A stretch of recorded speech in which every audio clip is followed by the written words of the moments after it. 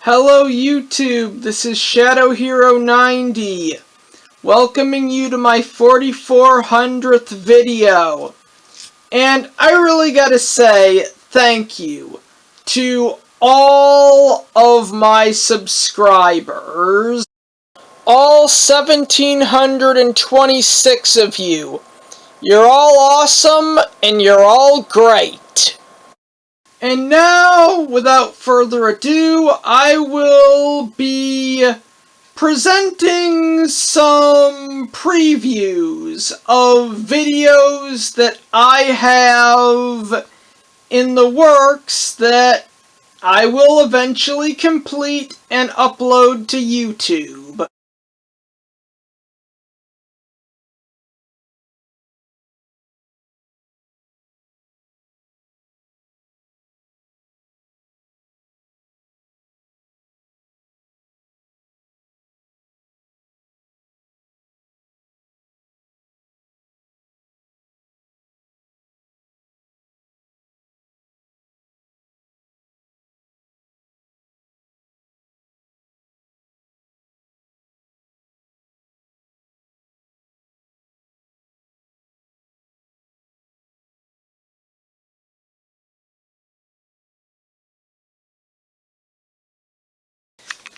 The part of the fight where Yamcha tries to kick Hero out of the ring, but either by accident or intentionally, Hero instantly acts scared, turns around, and headbutts Yamcha in the crotch.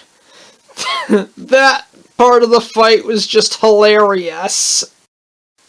Yamcha's retaliation, i.e. him using the Wolf Fang Fist for the very last time.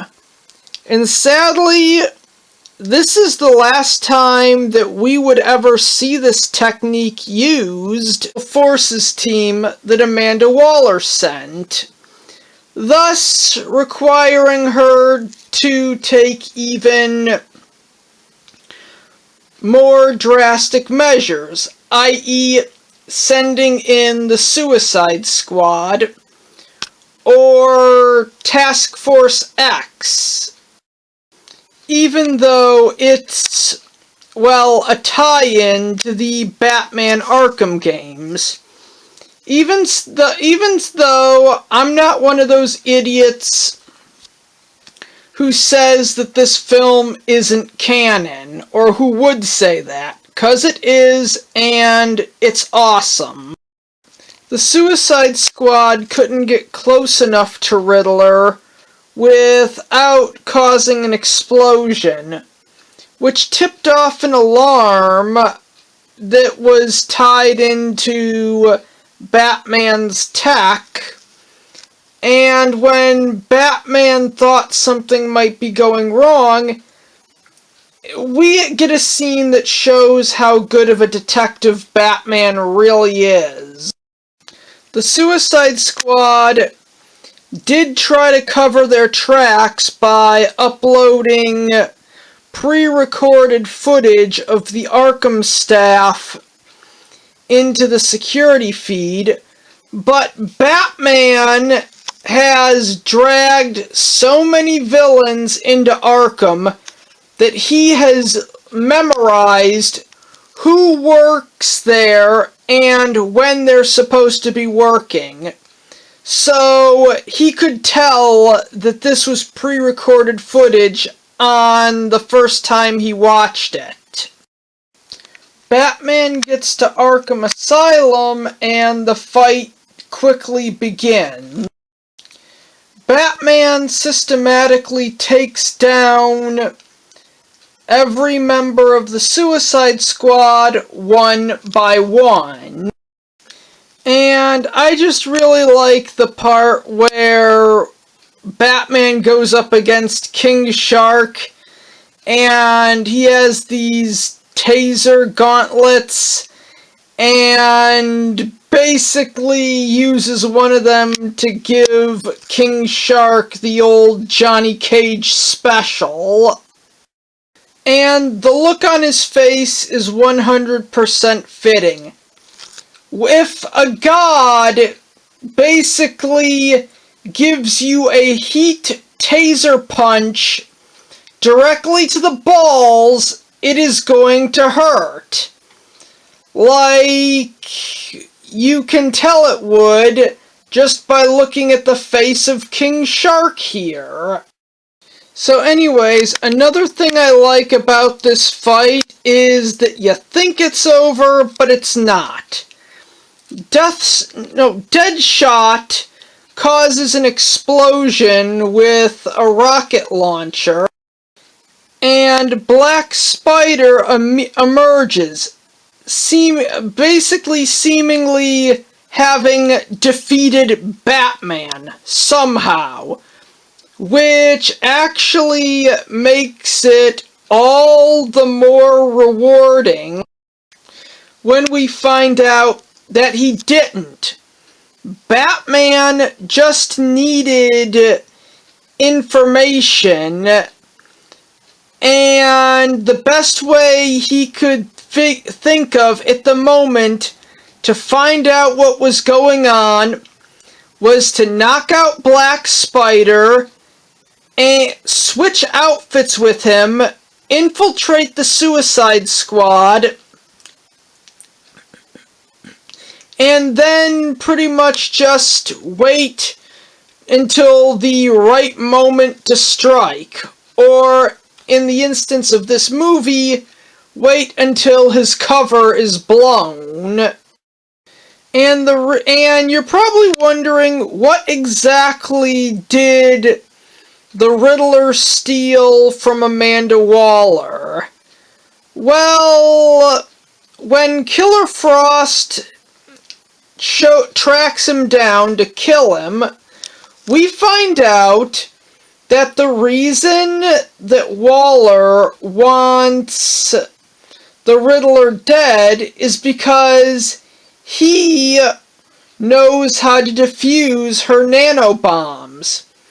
Apparently, the Riddler was a candidate for the Suicide Squad, but he figured out that there was a way to defuse the nanobombs and thus give the Suicide Squad their freedom back.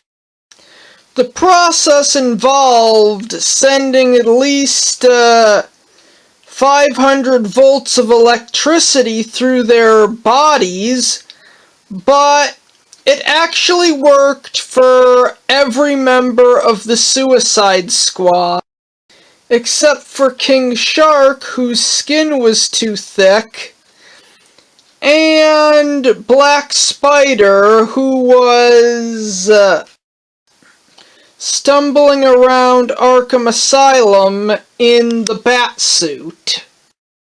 I really liked it when the Suicide Squad was leaving Arkham.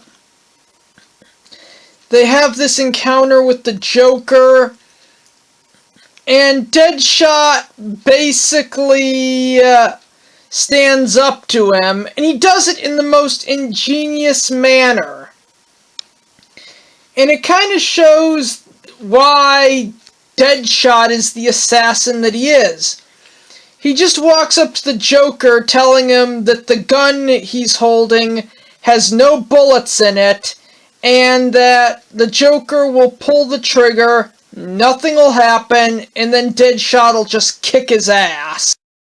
Deadshot counts down to 1, forcing the Joker to call his bluff and see whether or not the gun has any bullets in it, which it did, but Deadshot was just doing that to trick the Joker into aiming the gun away from him, putting him in a false sense of security, and then punched him.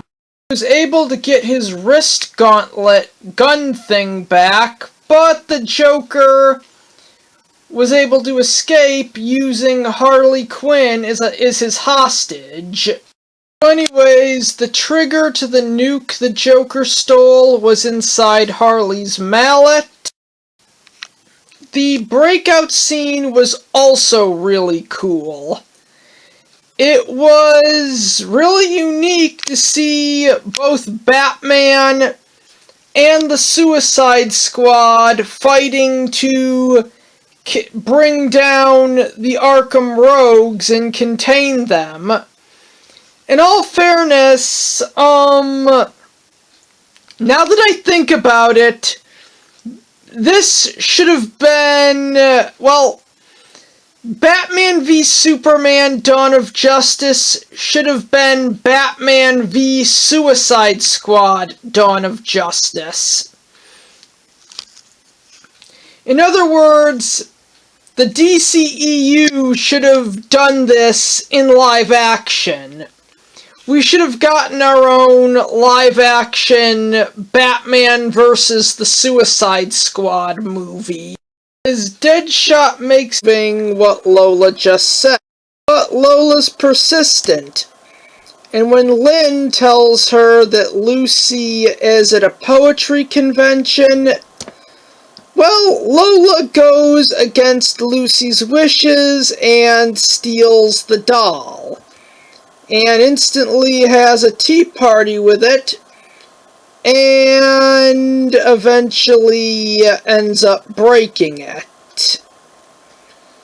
Since Lola doesn't want to get in trouble, she more or less pays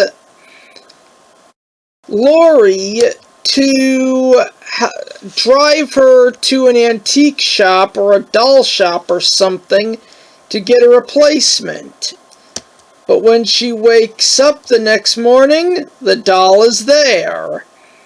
She tries to get rid of it so she doesn't get in trouble by burying it in the backyard. But it's there the next day. She then tries throwing it out, but it's there the next day. She then resorts to hiring Flip to drop the doll's body in the river. Help her do it, I mean. But it's back the next day. As Lola goes through her breaking point, she admits to Lucy what she did. And as it turns out, yeah, the doll was haunted, which is why Lucy actually had an interest in the thing. But what puts it so low on this list is the fact that Lucy likes the fact that Lola broke it, and sees it as an improvement. Although Lucy did like what Lola did in smashing the doll, that doesn't really change the fact that she went against her sister's wishes, stole something from her room, soiled it, broke it, and then, instead of coming clean, she basically goes out of her way to hide the evidence, burying it, throwing it away, and even hiring Flip to help her throw the doll in the river. Lana messing with Lincoln's video game in the episode Game Off is more or less this plot done right. Because yes, Lana did wreck where Lincoln was in the game and got him a game over because she didn't know anything about it. But for one, she didn't steal it or damage the console, and two, she was willing to make it up to Lincoln by getting him snacks and drinks. afterwards. Oh, and then there's the fact that she did not smash the console, or, since Total Trash Takedown is clearly based off of Super Mario Bros. 3, smash the cartridge.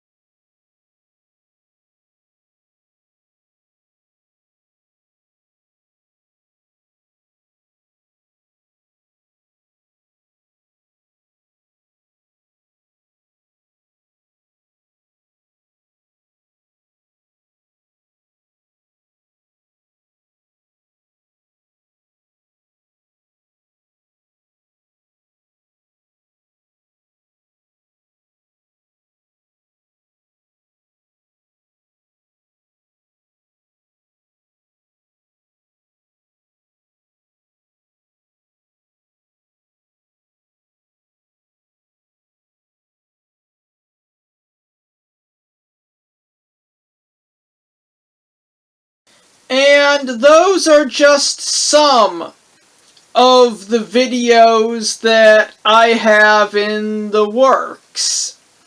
Now, if you like what you just saw, please like, favorite, comment, share, subscribe if you already aren't, and as I always say, have a great day.